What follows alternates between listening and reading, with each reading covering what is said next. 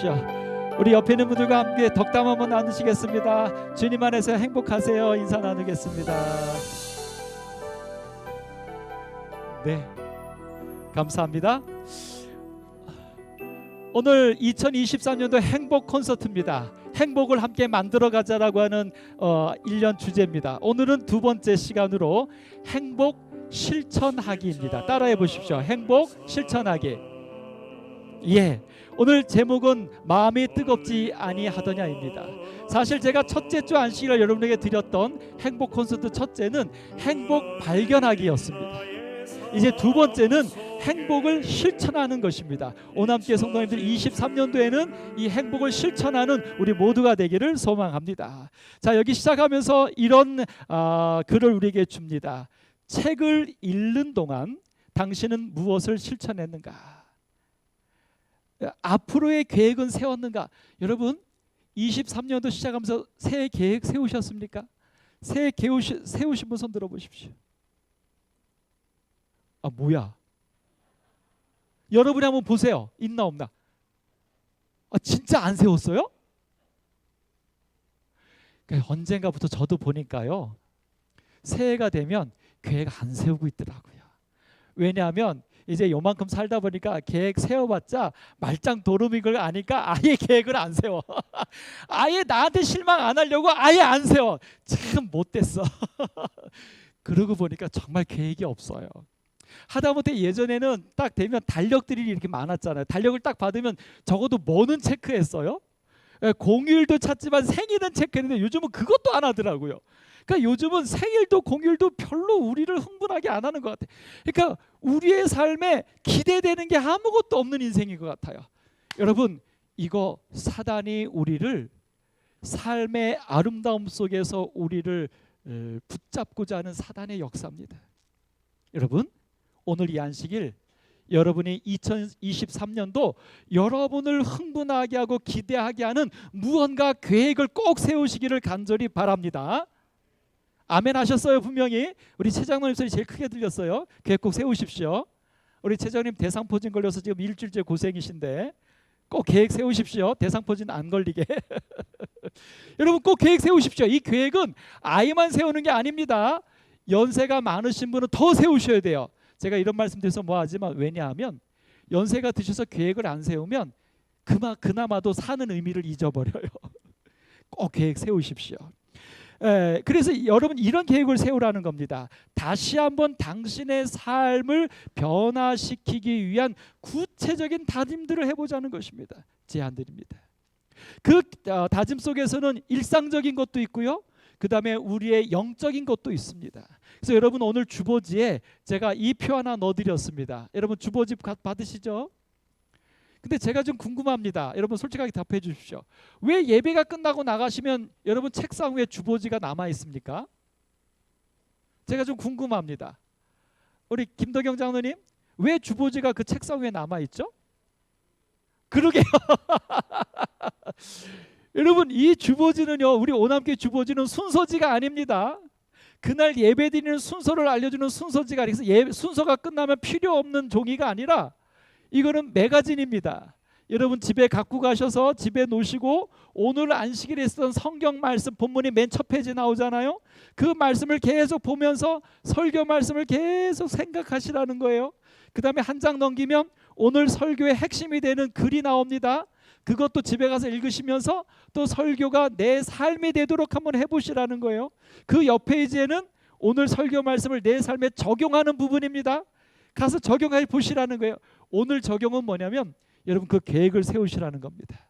오늘 집에 가셔서 여기 제가 드린 이 표에 따라서 여러분 기도하는 마음으로 여러분 체크를 하시면서 2023년도 멋진 계획 속에서 행복을 실천하는 오늘 우리 모두가 되기를 간절히 바랍니다. 자, 이제 우리가 말씀을 한번 살펴봅니다. 말씀을 살펴보는데요, 여기 야고보서 2장 14절에 누가 넘어가래? 이 행복을 실천하는 부분에 대하여 우리는 분명히 성경적으로 주신 말씀을 우리는 확인하게 됩니다. 실천하는 것에 대한 이야기입니다. 이렇게 말하지요. 행복 실천하기. 내 형제들아, 만일 사람이 믿음이 있노라 하고 뭐가 없으면? 행함이 없으면 그 믿음이 내게 유익이 없다는 거예요. 그래서 여러분, 실천하는 것은 굉장히 중요한 것입니다. 근데 많은 부분 우리 재림 성도들은 진리를 찾고 아는 데는 열심이지만 그 진리를 내 삶에 실천하는 데는 우리가 조금 무딘 것 같습니다. 오늘 2023년도 우리가 알고 있는 진리, 내가 믿고 있는 그 믿음이 내 삶에 실천되어져서 그 믿음이 나에게 유익을 주는 그런 멋진 한 해가 되었으면 좋겠습니다. 이제 오늘 우리 본문의 말씀은 이렇게 시작하지요. 그들이 서로 이야기하며 문의할 때에, 두 제자입니다. 두 제자가 엠마오라고 하는 곳으로 가면서 서로 대화를 나누는 겁니다. 근데 그들의 모습이 뭐라고 나오냐면 두 사람이 슬픈 빛을 띠고 머물러 섰다. 그 가는 길이 슬펐습니다. 분명히 둘이 이야기하면서 가지만 슬펐어요. 특별히 이 본문에 보면 그 둘 사이에 예수님이 나타나셨어요.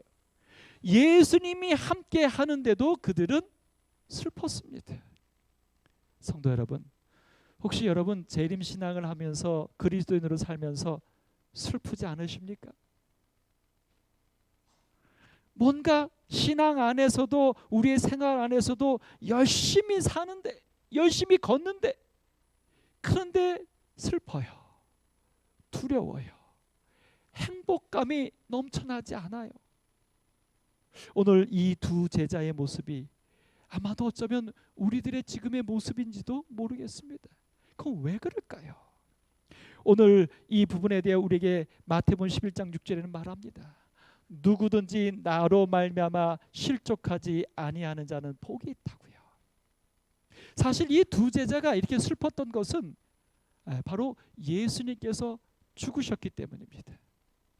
그리고 그 죽은 예수님이 나중에 사흘 만에 무덤이 비었다는 소식도 들었지만 예수님이 안 보인 겁니다. 여기까지 알고 이 두 제자가 예루살렘을 떠나서 엠마오로 가는 길이에요. 그래서 그들은 사실 왜 슬펐냐면 예수님 때문에 슬픈 겁니다. 혹여 성도 여러분, 예수님 때문에 슬프시면 안 됩니다. 내가 믿는 이 믿음 때문에 내 삶이 불행하다고 여겨지거나 불편하다고 여겨지면 안 됩니다. 오죽하면 예수님이 나로 인하여 너희들이 실족하면, 나 때문에 너희들이 불행하면 안 된다. 얼마나 예수님이 자기 때문에 힘들어하는 자신의 백성들을 보면 그분의 마음이 아프시겠습니까? 사랑하는 오늘 함께 성도 여러분, 예수님 사랑하시죠? 여러분과 제가 예수님을 믿는 것 때문에 우리가 불행해서 예수님을 아프게 하지 않기를 간절히 바랍니다. 자, 그런데 이 두 제자가 그러면 왜 그런 일이 있었나? 그들에 대한 표현을 이렇게 주고 있습니다. 왜 그들은 예수 때문에 슬펐는가? 그 건장한 사람들은 슬픔에 겨워서 길을 가는 동안 내내 울었다. 두 남자가 길을 가는데 내내 울었다는 거예요. 예수님 때문에. 그 제자들은 지난 며칠 동안 있었던 사건들에 관하여 서로 논의하고 있었다. 예수님이 십자가에 죽으신 거, 그분이 무덤에 장사 지내진 거, 근데 여인들을 통하여 그 무덤이 비었다는 얘기, 제자들이 가서 봤더니 정말 무덤에 예수가 없더라는 이야기, 이 모든 이야기들을 서로 주고받으면서 그들이 울었다는 거예요. 그런데 특별히 그들이 어떤 일에 있어서 그들의 마음속에 근심이 됐냐면 이렇게 말합니다. 그들은 예수께서 자기의 몸을 부끄러운 죽음에다가 내어주신 그가, 그러니까 죽었다는 거예요. 그 다음에 십자가는 죄인의 형틀이잖아요. 그 십자가에서 예수님이 죽었던 이 사실, 그 사실과 더불어서 그 예수님은 자신을 하나님의 아들이라고 말씀하셨잖아요. 근데 하나님의 아들이라고 주장하신, 그러니까 하나님의 아들이 어떻게 죄인의 형틀에 저렇게 처참하게 죽을 수 있느냐, 이게 연결이 안 되는 거예요. 이게 어떻게 조화될 수 있는지 그들은 이상하고 그것이 납득이 안 돼서 그들은 서로 말하고 묻고 문의하면서 슬펐다는 거예요. 그 다음에 두 번째로 그들 두 사람이 다 두려워한 것은 예수님의 대적들이 예수님이 힐책할 때, 십자가에 매달렸을 때 이렇게 말하잖아요. 내가 만약 하나님의 아들이거든 내려와서 너를 구원해보라. 그럼 우리가 믿겠다. 이런 모욕을 했는데 예수님이 안 내려오셨잖아요. 그걸 가지고 말하는 거예요. 정말 이렇다면 예수님은 십자가에서 자기도 구원하지 못했는데, 그렇다면 그분이 정말 하나님의 아들이요 메시아일까? 그 다음에 세 번째로, 그리고 여인네들의 그 이상스러운 보고. 예수님의 시신이 없어졌다는 거죠. 뿐만 아니라 예수님이 살아나셨다라고 말하는 천사의 소리를 들었고 가서 알려주라고 하는 제자들에게 말하는 소리까지 들었다는 거예요. 그 이상스러운 보고는 그들을 더욱 큰 오리무중으로 밀어 넣었다. 사랑하는 성도 여러분, 오늘 이런 것 저희가 혹시라도 믿음 안에서 갖고 있는 어떤 좀 석연치 않은, 아니면 100% 신뢰하지 못하는 어떤 부분들이 있으시다면 2023년도 올해가 가기 전에 그 모든 믿음의 문제들을 해결하실 수 있기를 간절히 소망합니다. 말씀을 더 깊이 연구하십시오. 여러분이 혼자 안 되면 옆에 있는 성도들에게 우리 두 제자가 했던 것처럼 말씀하시고 물으시고 들으시고 찾으십시오. 만약 그것도 여의치 않다면 여러분에게는 우리 최 목사님도 있고 저도 있습니다. 목회자에게 여러분, 목사님 제가 이런 부분이 이해가 안 갑니다. 솔직하게 믿어지지가 않습니다. 여러분의 신앙의 고민들을 있는 그대로 말씀해 주십시오. 목사들이 존재하는 것은 사실은 예배를 인도하기 위해서만이 존재하는 게 아니라 여러분들의 개인적인 신앙의 문제들을 함께 고민하고 함께 해결해 드리려고 있는 것이고, 그것을 위해서 준비했습니다. 오늘 여러분 어떻게 하셔서든 2023년도에는 믿음 안에서, 신앙 안에서 어떤 문제도 남겨두지 마시고 말씀으로 꼭 해결하시는 축복이 있게 되시기를 간절히 바랍니다. 여기 근데 이 제자들이 이렇게 말해서 맨 마지막 줄입니다. 여인네들의 그 이상스러운 보고라고 말합니다. 여인네들이 말한 것은 예수님이 부활하셨다는 소식이었어요. 그리고 그것을 가서 알리라고 하는 소식이었어요. 근데 그 소식을 들은 그 두 제자는 이상스러운 보고라고 말하는 것입니다. 다시 말해서 예수님께서 여러 차례 말씀하셨던 내가 죽임을 당하고 부활하리라고 했던 이 말씀들을 이 두 제자는 아직 깨닫지 못하고 믿지 못하고 있었기 때문에 지금 일어난 사실을 들었을 때 그것을 이상하다고 말한 것입니다. 바로 그 부분이 이 두 제자가 슬픈 기색을 띠고 걸어갈 수밖에 없는, 분명히 예수님을 사랑하고 분명히 열심히 신앙생활을 하지만 그들이 근심스러울 수밖에 없는, 불행할 수밖에 없는 이유 아니겠습니까? 오늘 함께 성도 여러분, 꼭 여러분이 이상스럽게 생각하는 부분들이 있다면 꼭 말씀으로 해결하셔서 성령 충만함이 있게 되기를 간절히 소망합니다. 자, 여기 사건이 그렇게 전개되죠. 그들에게 예수님께서 가까이 왔지만 그들의 눈이 가려져서 예수신 줄을 알아보지 못합니다. 사실 이것이 우리입니다. 그래서 예수는 공연히 알게 되는 게 아니에요. 마찬가지로 하나님의 은혜도 공연히 느껴지는 게 아닙니다. 찾아야 돼요. 찾아야 돼요. 우리의 삶에 하나님의 은혜가 있다는 사실, 하나님의 축복이 있다는 사실, 그리고 우리의 삶에 행복이 있다는 것, 행복할 수 있는 것, 이거 찾으셔야 합니다. 오늘 이 모르는 이들에게 누가복음 24장 18절에서 예수님께서 그 제자들에게 와서 말해요. 지금 너희들이 이렇게 슬픈 기색을 띠고 무슨 얘기를 하는 거냐? 그랬더니 그 두 사람 중에 한 사람인 글로바가 이렇게 말해요. 당신이 예루살렘에 체류하면서도 아마 이 예수님이 나타났을 때에 이 예수님도 자기들처럼 예루살렘에서 오는 길로 생각했겠죠. 그래서 당신도 예루살렘에 있었는데 왜 모르느냐? 그래서 뭐라고 말하냐면 이렇게 말해요. 요즘 거기서 된 일, 유월절을 두고서 그 있었던 예수님의 죽음의 그 대단한 사건, 그 된 일을 뭐라고 말합니까? 혼자만 알지 못하느냐. 야, 이 표현이 압권입니다. 너만 모르느냐 이거예요. 자기들은 안다는 거죠. 여러분과 저는 아는 자입니까? 모르는 자입니까? 지금 우리들의 삶에서 된 일, 여러분의 생애 가운데서 일어나고 있는 일, 여러분은 아십니까? 모르십니까? 여러분, 제가 이렇게 단적으로 말씀드리면 어떨까요? 만약 여러분들이 여러분의 지금 삶에서 근심과 두려움과 좀 더 나가서 행복하거나 감사하지 않다면 여러분과 저는 모르는 자입니다. 다시요. 오늘 이 안식일, 만약 여러분과 저의 마음에 어떤 감정이 10개가 있다고 할 때 그 10개 중에 단 한 개라도 부정적인 것이 있다면 여러분과 저는 내 삶에서 있었던 일을 모르는 자입니다.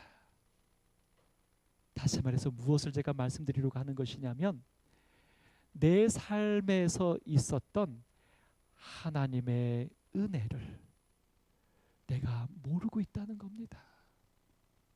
그래서 우리는 사건만 있어요. 예수가 죽었어요. 시신이 없어졌어요. 그래서 슬퍼요. 근데 그 속에 하나님의 은혜가 있다면 예수는 죽으심이 나를 구원하심의 은혜예요. 예수의 시신이 없어진 것은 그분의 약속대로 그분이 부활하신 하나님의 은혜예요. 근데 우리는 죽으시고 없는 것만 알고 있기 때문에 내 삶의 아픔, 내 삶에 해결되지 않은 문제, 그것만 알고 있어요. 그 속에 함께 하신 하나님의 은혜를 우리가 모르고 있는 것입니다. 오늘 여러분, 오늘 이 두 제자들이 혼자만 알지 못하느냐라고 말했는데 누가복음 24장 19절로 24절에 혼자만 알지 못하느냐라고 말하면서 그 글로바가 예수님에게 그 있었던 일을 말해주는 기록이 나와요. 근데 이 기록에 보면 예수님이 무슨 일이냐 말했더니 나사렛 예수의 일이니 그는 하나님과 모든 백성 앞에서 말과 일에 능한 선지자였대요. 선지자인 거 안 해요?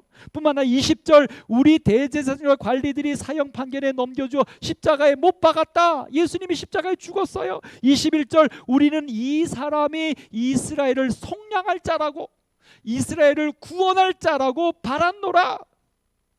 이뿐 아니라 이 일이 일어난 자가 사흘이 되었는데 예수님이 죽은 지 사흘이 되었는데 22절 또한 우리 중에 어떤 여자들이 우리로 놀라게 하였으니 이는 그들이 새벽에 무덤에 갔다가 그의 시체는 보지 못하고 와서 그가 살아나셨다 하는 천사들의 나타남을 보았다고 말했다.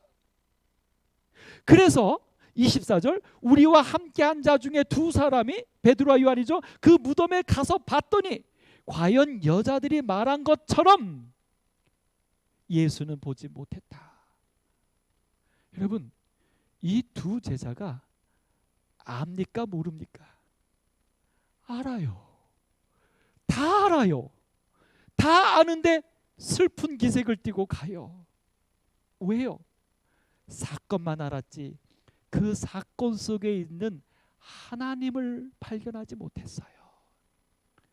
그 사건 속에 있는 하나님의 은혜를 그들이 생각하지 못했어요. 그러니까 사건만 보고 그들은 슬퍼할 수밖에 없는 것입니다. 예수는 보지 못하였느니라. 결국 이 두 사람이 안 것은 요거 하나인 것 같아요. 예수는 보지 못했다. 예수의 시체도 보지 못했다. 부활하신 것은 꿈에도 생각할 수 없고. 사랑하는 성도 여러분, 오늘 여러분과 저의 사건에서 예수를 보지 못하시지 않기를 바랍니다. 여러분과 저의 삶에서 늘 함께 계시는 예수님, 특별히 죽으시기만 하신 예수가 아니라 어떤 예수요? 살아계신 예수, 나와 함께 계신 예수를 꼭 나의 모든 삶에서 보실 수 있기를 축복합니다. 자, 그러면 어떻게 볼 수 있을까요? 참 감사하게도 이 두 제자는 보게 되었습니다. 31절 그들의 눈이 밝아져 예수신 줄 알아보게 됩니다. 아멘. 오늘 이 축복이 여러분과 저희 것이 되길 바랍니다. 33절 그래서 곧 그때로 일어나 예루살렘으로 그들은 돌아갑니다. 엠마오로 가던 슬픈 그들이 이제 예수를 보게 돼서 다시 예루살렘으로 돌아갑니다. 그 다음에 또 이야기하죠. 35절 예수께서 떡을 떼심으로 자기들에게 알려진 것을 가서 예루살렘에 가서 제자들에게 우리가 살아나신 예수를 보았다, 그 예수님과 함께 했었다라고 고백합니다. 증인이 됩니다. 그 다음에 또 36절 이 말을 할 때에 예수께서 친히 그들 가운데 서서 이르시되 너희에게 평강이 있을지어다. 아멘. 슬픈 기색을 띠고 갔던 그 두 제자가 드디어 예수님께로부터 평강의 축복을 선물 받습니다. 오늘 여러분과 저에게도 이 아름다운 축복이 있기를 간절히 소망합니다. 근데 여러분 여기 한번 보세요. 이 두 제자가 그럼 어떻게 이렇게 그들의 삶이 바뀔 수 있었을까? 예수님 때문입니까? 아니요. 예수님은 그 전에도 계속해서 그들과 함께 하셨어요. 그럼 뭐 때문일까요? 오늘 여기 살펴볼 수 있는 단어들이 나오죠. 그들이 이렇게 말해요. 첫 번째, 그들이 다시 한번 그 본문을 가봅니다. 그들이 슬퍼했던 본문을 가만히 보면 그들이 슬퍼했지만 그들은 다른 모습이 있었어요. 오늘 이 모습이 여러분과 저희도 있게 되길 간절히 바랍니다. 행복을 실천하는 것입니다. 하나님의 은혜를 내 삶 가운데서 누리는 방법입니다. 첫 번째, 그들은 서로 이야기하면서 문의했다는 거예요. 비록 그들이 슬픔 가운데 갔지만 그들은 슬픔 가운데 세상 이야기한 게 아니에요. 그들의 삶에 있을 어떤 두려움을 이야기한 게 아니에요. 누구 이야기했냐면 그 예수 이야기를 했어요. 예수 이야기만 할 뿐만 아니라 그 예수님의 이야기 중에 왜 죽으셨지, 그분은 시신은 어떻게 됐을까 하면서 그 예수님에 대한 궁금함을 서로 물었어요. 서로 답해줄 능력도 없지만 그러나 서로 예수에 대하여 이야기하고 예수에 대하여 궁금한 걸 서로 말하면서 둘이 함께 예수님을 알고자 했다고 하는 사실입니다. 여러분, 이것이 오늘 여러분과 저에게 주어주는 우리의 삶에서 하나님을 찾는, 하나님의 은혜를 찾는, 행복을 찾는 첫 번째 비결입니다. 여러분과 저의 모든 삶 속에서 예수를 찾도록 이야기하십시다. 부부가 함께 예수님 이야기 나누고, 부부가 함께 서로 깨닫지 못한 예수님에 대해 묻고 함께 고민하고, 성도가 함께 예수님 이야기 나누고 예수님에 대해서 묻고 함께 고민하고, 오늘 우리의 모든 슬픈 기색을 띌 수밖에 없는 삶 속에서도 오직 우리가 예수의 이야기를 하고 그 예수님을 알아가는 우리 모두가 되기를 간절히 소망합니다. 두 번째, 그들 사이에 예수님이 딱 등장했어요. 낯선 사람이 찾아온 겁니다. 여러분, 지금 나는 온통 슬퍼요. 막 눈물을 흘리면서 가는데 누가 낯선 사람이 껴들더니 말을 시킵니다. 여러분 같으면 어떻게 하겠어요? 어떻게 하겠어요? 뭐 이런 놈이 다 있어 하고 그러지 않겠어요? 예? 근데 오늘 이 두 제자는 어떻게 했어요? 머물러 서요. 예수님이 질문하잖아요. 너희들이 왜 이러느냐라고 할 때 이 두 제자는 머물러 서요. 낯선 일을 받아들이는 일에 벽이 없어요. 더더군다나 그 낯선 이가 무엇을 묻습니까? 너희들이 무슨 이야기를 하느냐? 지금 자기들은 예수님 이야기하잖아요. 그러니까 예수님 이야기하고 예수님을 알아가는 일에는 낯선 이가 없습니다. 남이 없습니다. 머물러 서십시오. 그와 함께 마음을 여십시오. 예수를 말하고 예수를 배워가는 일에 오늘 우리 모든 사람들이 다 우리와 함께 동행하는 하늘 가는 그리스도인이 되기를 간절히 바랍니다. 자, 오늘 두 번째입니다. 그래서 예수님이 이제 그렇게 말하는 그들에게 대해서 뭐라고 말하냐면 이렇게 심각한 말을 해요. 미련하고 선지자들이 말한 것을 마음에 더디 믿는 자들아. 장로님들, 혹시 제가 여러분들이 뭐 했을 때 제가 성경적으로 여러분이 뭘 오해했을 때 미련하고 더디 믿는 장로님들이죠. 그럼 여러분 어떻게 하시겠습니까? 아이고 목사님 가르쳐 주세요 이러시겠습니까? 정말 슬퍼서 울고 가고 있고 막 온통 가슴이 터질 것 같은데 낯선 사람이 끼어들더니 뭐라고 말해요? 미련한 자들아 이래. 근데 이 두 제자가 이런 말에 대해서도 감정을 상하지 않아요. 왜 그랬을까요? 왜 그랬을까요? 이 두 제자는 자기의 명예, 자기의 감정보다 지금 온통 누구에 대해서만 관심이 있는 거예요. 예수님. 사랑하는 성도 여러분, 우리의 감정들이 정말 들고 날고 나도 주체할 수 없을 때, 여러분, 이유는 하나입니다. 내가 예수보다 나를 더 생각하기 때문이 아닐까요? 우리의 모든 감정을 가지고 표현하기 전에 예수님이 나의 모든 것이 될 수 있기를 소망합니다. 이제 예수님이 그 두 제자에게 모든 성경에 쓴 바 자기에 관한 것을 자세히 설명하십니다. 이 제자들이 다 듣습니다.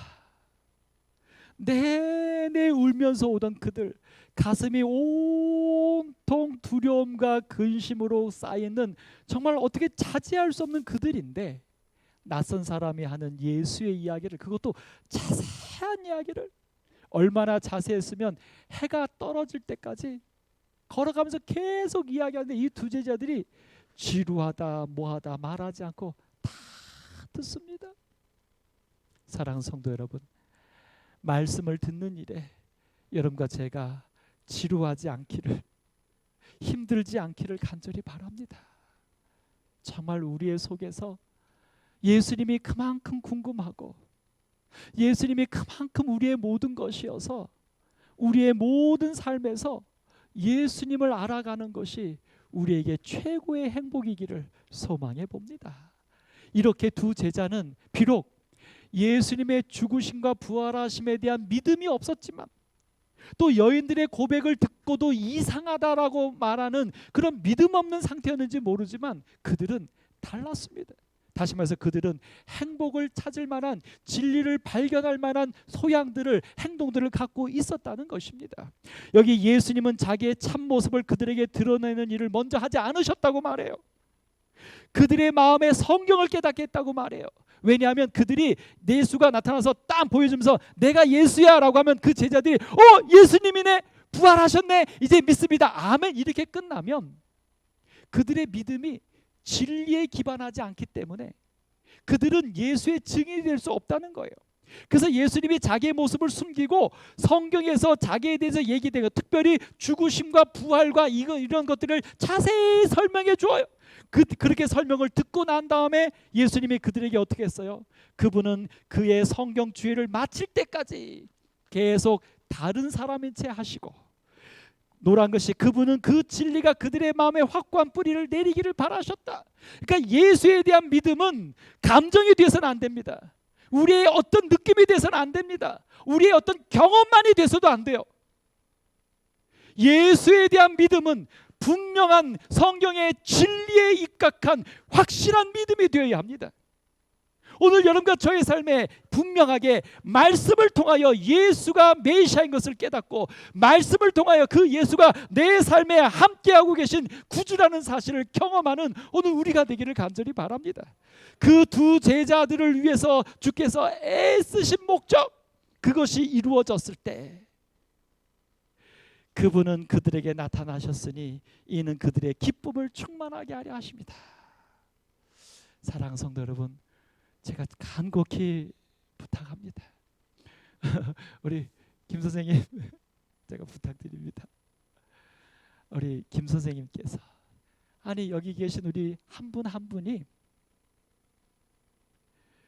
예수님이 정말 하나님의 아들이고 나를 사랑하시는 구주라는 사실을 여러분들이 말씀을 통해서 꼭 깨달으시고 경험하시게 되길 간절히 바랍니다. 이제는 그렇게 해야 할 때가 되었습니다. 이제는 그렇게 해야만 합니다. 이제 오늘 이 제자들의 또 다른 모습이에요. 그 모습의 첫 번째는 바로 뭐냐면, 그렇게 말씀을 통해서 그들이 이제 믿지 못했던 부활에 대한, 죽음에 대한 것이 눈이 떠지니까 이제 떠지는 상태가 됐어요. 그렇게 되니까 이들이 어떻게 했냐면 그 예수를 강권해요. 그래서 어떻게, 우리랑 함께 이 밤을 보냅시다. 아주 자세히 설명을 드려서 지칠만도 한데 이 제자들은 지쳐서 그만합시다, 이제 됐습니다가 아니라 그 예수를 붙잡는 거예요. 그 낯선 사람을 붙잡아서 우리랑 같이 보내면서 더 말씀해 주세요. 강권합니다. 여러분, 말씀에 대한, 하나님에 대한 여러분과 제가 강권하는 그런 열정이 2023년도 우리의 신앙이 되었으면 좋겠습니다. 천국은 침노를 당하나니 침노하는 자는 빼앗는다 그랬어요. 여러분과 제가 세상 삶에 대하여 열심히 하듯이 그것보다 더 죽고 사는 문제예요. 신앙은 우리의 영생이 달린 문제예요. 그 영생이 달린 문제에 우리가 얼만큼 열심히 하셔야 하겠습니까? 그 다음에 이 제자들은 예수님에게 음식을 대접합니다. 예수님이 축사하실 때에 그때 그들이 눈이 밝아져서 예수신 줄 보게 됩니다. 오늘 우리의 삶에 정말 옆에 있는 사람들의 이런 일반적인 것들을 좀 알고 챙기고 하는 그런 아름다운 모습 또한 잃지 않게 되기를 간절히 바랍니다. 자, 그들이 그렇게 했을 때 어떤 일이 벌어져요? 이제 예수님이 딱 보여졌고요. 예수님이 사라집니다. 예수님이 사라지고 났을 때 이제 이들이 어떻게 할까요? 그들이 서로 말합니다. 무슨 말을 할까요? 우리가 그 예수가 말씀을 풀어줘 뜨겁지 아니하더냐. 이제 받은 은혜를 나누는 것입니다.